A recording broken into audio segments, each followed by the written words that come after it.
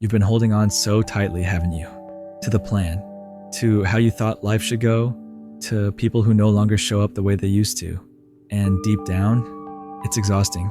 You wake up with that heaviness in your chest, pretending you're okay while everything feels just a little off. But here's the thing, the moment you finally loosen your grip, even just a little, you'll feel something shift. Not because everything magically fixes itself, but because you stop fighting the current. And when you stop fighting, life can finally meet you halfway. Most people think letting go means giving up. But what if it's actually the doorway to everything you've been trying to chase? You see, the truth that no one really tells you is this. Holding on is often just fear wearing a mask. Fear of failure, fear of being alone, fear of starting over. So we cling to routines that don't serve us, people who drain us, or identities we've outgrown because letting go feels like free falling without a parachute. But what's more dangerous than falling is staying stuck in something that's quietly killing your spirit. Let's be real. Some of the things you're trying to save aren't meant to be saved. That friendship, it's already left the room. That version of yourself, it was only ever meant to get you this far, not further. But when you're scared of what's next, you romanticize what's no longer working. Here's the raw part most don't admit. Sometimes healing starts with walking away before you feel ready, because waiting for the perfect moment, or the perfect sign, or the perfect version of yourself is another trap. It's disguised self-help that keeps you chained to inaction. Letting go isn't soft. It's not spiritual fluff. It's brutal. It's the kind of thing that rips your ego apart and makes you question everything you thought you needed. But if you sit in that discomfort long enough, something weird happens. You start to breathe again. You start to see that peace doesn't come from control. It comes from trust. And the more you let go of what you think must happen, the more life starts handing you what you never thought was possible. But let's be clear, letting go doesn't mean giving up. That's what your mind tricks you into thinking. If I stop trying, it means I failed. Nah, letting go means you're choosing freedom over control. It means you're done suffocating under the pressure to force things that aren't choosing you back. You ever notice how obsessed we've become with forcing outcomes? Grind harder, chase your dream, don't stop until it's yours. It's everywhere, but nobody talks about how draining that is when it's all built on anxiety and survival. It's like sprinting with a blindfold on. You're running fast, but you have no clue where you're going. And worse, you might be sprinting straight into the same wall over and over. So, we hustle harder. We try to meditate the pain away, read another book, try another tactic. But sometimes all that trying is just another form of avoidance. Because letting go isn't about action. It's about surrender. And surrender, that's terrifying. Because it means you're no longer in charge. And we've been taught that if you're not in charge, you're failing. But here's what they won't tell you.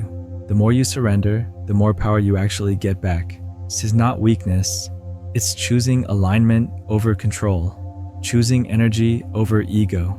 Look at nature. The river doesn't argue with the rock. It flows around it. And eventually, it shapes it. Same with your life. Flow isn't passive. It's intelligent. It knows when to push and when to release. But you're gripping the dam with both hands, wondering why you feel stuck. Now, here's where it gets real. A lot of the things you're holding on to aren't even yours. Expectations your parents planted, standards social media screamed at you, narratives you never chose, and yet they control your life. That's not peace, that's programming. And unless you let go of all of that noise, you'll keep confusing chaos for ambition. You'll think the anxiety in your chest is passion. You'll think being busy means being important, and before you know it, your whole identity becomes a to-do list built for survival, not joy. So, yeah, letting go isn't soft. It's radical. It's messy, but it's the only way you make room for what's real. Let me ask you something. How much of your stress comes from trying to hold everything together? Seriously, you're clenching so hard onto things that are clearly slipping through your fingers. That job, that person, that version of yourself you're still pretending to be. And it's exhausting, isn't it? But you keep holding anyway, because there's this twisted idea that if you let go, it'll all fall apart. You'll lose control. You'll lose you. But here's what nobody tells you. That version of control you're clinging to, it's the thing breaking you.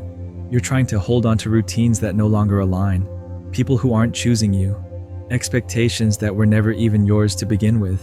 And all that holding, it's not keeping you safe, it's keeping you stuck. Letting go isn't about becoming passive or careless. It's about getting honest. It's saying, I'm done pretending this is working. That's powerful. That's where real growth happens. Not when you're adding more pressure to your life, but when you start subtracting the things that don't fit anymore. You ever notice how kids let go of things so easily? Toys, moods, entire obsessions. They feel it and then they release it. No shame, no story, just movement. Somewhere along the way, we forgot how to do that. We turned letting go into a crisis. We made it mean something about our worth. But letting go isn't a loss. It's an act of intelligence. It's your intuition clearing space for something new to enter. And the more you trust that space, the less afraid you are of the unknown. Here's the thing. The moment you stop chasing what isn't yours, something strange happens. You start attracting what is. Without effort, without panic, you just become magnetic. Why? Because your energy is no longer spread thin, trying to fix or prove or convince. You're finally aligned, and people feel that. Life responds to that. So, stop gripping. Stop micromanaging your entire life like it's a spreadsheet. Stop trying to bend reality into your checklist. Let go. Not because you're weak, but because you're done bleeding for things that were never meant to stay. You know what's wild? Most people don't even realize how much they're dragging through life, mentally, emotionally, even spiritually. They're pulling dead weight, old identities, failed dreams, people they outgrew years ago, but they keep dragging it all behind them like it's their job. Why? Because they're scared that without the struggle, they'll lose their edge, that if they're not constantly fighting something, they're not really growing. But here's the thing, nobody tells you. Peace isn't the absence of effort, it's the absence of wasted effort. And wasted effort looks like chasing someone who clearly isn't choosing you. It looks like over-explaining your worth to people who never valued you to begin with. It looks like clinging to routines that numb you instead of elevate you. Letting go isn't weakness, it's clarity. It's knowing where your energy deserves to go. Think about how much pressure you'd release if you stopped trying to force your life into a shape it clearly doesn't want to take. How many mental arguments would vanish if you just let people misunderstand you and walked away without trying to fix it? Because here's the truth. When you hold on to what no longer aligns, you block what's meant for you. And life has a brutal way of proving that. Ever notice how the more desperate you are to keep something, the faster it slips away? That's not coincidence. That's misalignment exposing itself. The more you cling, the more pain you invite. It's like trying to hold water with a clenched fist. The tighter you grip, the more it leaks out. But the second you release, the second you stop needing it so badly, something shifts. The panic fades, the noise quiets, and what's real, what's meant, starts to rise to the surface. And that's when flow begins. Not when you're micromanaging every outcome, not when you're bending over backwards to keep everyone happy. Flow begins when you say, I trust what's unfolding, even if I don't understand it yet. Here's something no one likes to admit. We stay in chaos because we're familiar with it. It's not that we want to suffer. It's that we've trained ourselves to believe that calm is suspicious, that if life gets too quiet, something bad must be around the corner. That's what happens when you've been surviving for too long. Peace feels like a trap. So what do? You self-sabotage. You go back to toxic people. You reopen old wounds. You chase things you already know won't work. Because at least that chaos is predictable. At least that pain is familiar. But here's the raw truth. Familiar doesn't mean right, and it definitely doesn't mean worthy of your time. Letting go doesn't just mean dropping a toxic person or quitting a bad job. It means dropping the story you keep telling yourself. The story that says, if I just try harder, maybe they'll love me. The story that says, if I keep grinding, maybe I'll finally feel enough. The story that says, if I let go now, I'm giving up. Letting go is the opposite of giving up. It's choosing to move forward without dragging the past behind you like a punishment. There's strength in surrender, but not the surrender you think. It's not passive, it's not soft, It's not sitting on your hands and trusting the universe while doing nothing. It's active detachment. It's saying, I can want something, but I won't ruin my peace to chase it. I can care, but I don't have to lose myself in the process. I can walk away and still wish them well. This is when life starts flowing again, because you stop swimming against the current trying to force a version of reality that was never meant to last. And once you do that, you unlock a kind of power that's quiet, but unstoppable. You ever notice how the more you chase something, the more it seems to run from you? It's wild how life works. The moment you stop gripping so tightly, everything starts to loosen in your favor. It's like peace hides in the space between wanting and letting go. Here's why. Chasing is rooted in fear. Fear that if you don't act now, you'll lose the opportunity. Fear that if you don't keep proving yourself, you'll never be enough. Fear that without the thing you're chasing, person, job, validation, you'll collapse. But letting go, that's rooted in trust. Not blind hope, not naive optimism. Real trust, the kind that says, even if I don't have it right now, I'll be fine. Because now you're not begging for life to give you scraps. You're sitting at your own damn table. You're done trying to earn your seat in places that were never meant for you in the first place. And suddenly, without chasing, it comes. Not because you pushed, but because you aligned. See, people can feel the difference between someone who's hungry and someone who's grounded, between desperation and quiet confidence. And the world responds to energy.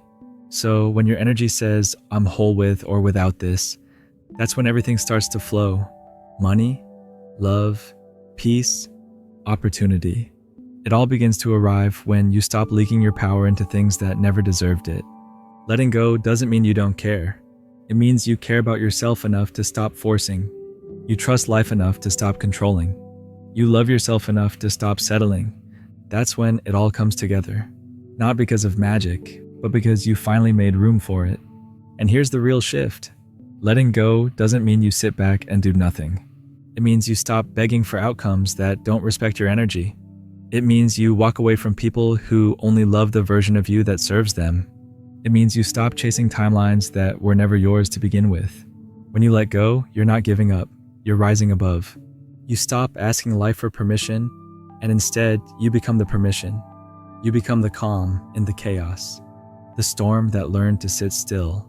And in that silence, in that peace, everything that used to feel far away starts moving toward you. Because the moment you detach from the desperation to have it all, life starts giving you exactly what you were never able to grab with force. That's the paradox. Let go, and it flows. Stop chasing, and it arrives. Fall into trust, and life meets you there. And if no one told you this today, you don't need to be more. You don't need to prove anything. You don't need to explain why you're tired. You are already enough, and it's okay to rest. It's okay to stop running. It's okay to let it go. Now it's your turn. Drop a comment and let me know what you've been holding on to for too long. Say it out loud. Let it go.